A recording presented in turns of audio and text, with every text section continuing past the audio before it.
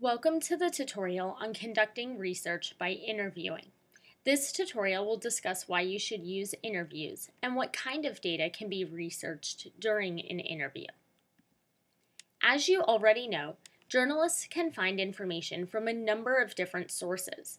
Reporters research stories by reading other news articles, sorting through academic research that has been published, analyzing or even conducting polls, reading press or other official statements, browsing social media websites, getting tips from readers, conducting research on their own into a topic that interests them, and, as this tutorial will focus on, conducting interviews.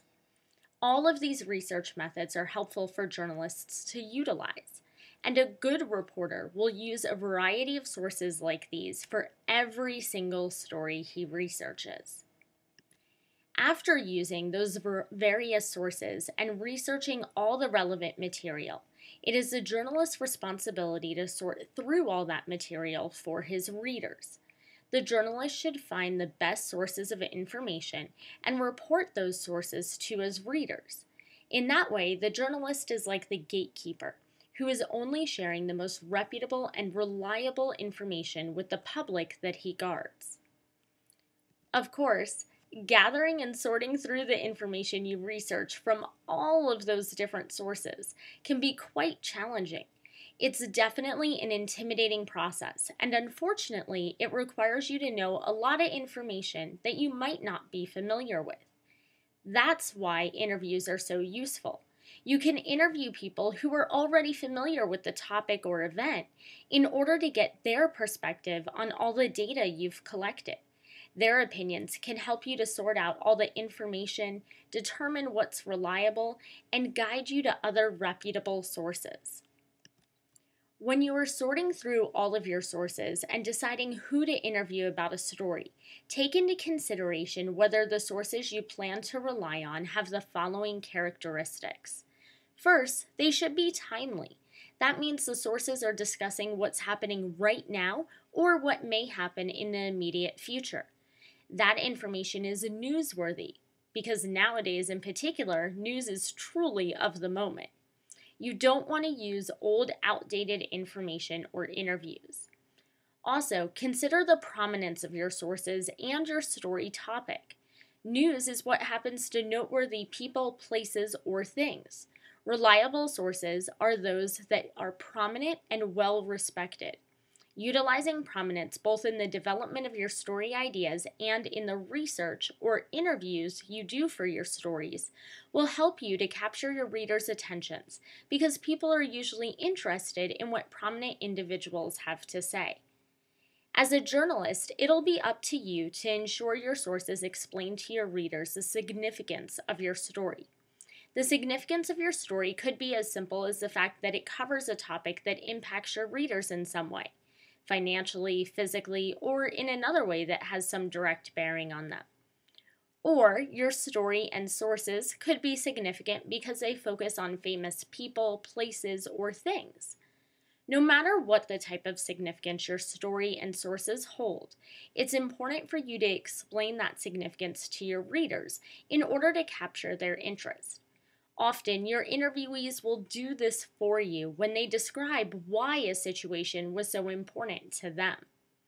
A few other things to remember are, first, consider the proximity of both your readers and your sources to the event or person you're reporting about.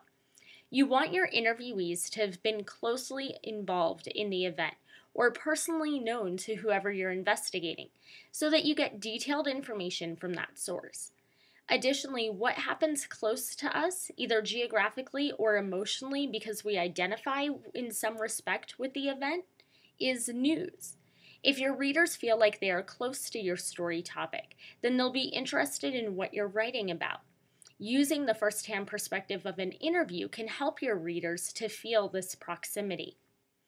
On another note, descriptions of conflict tend to capture people's attentions, since the news occurs whenever something happens between opposing forces, whether it be individuals, nations, or fateful occurrences.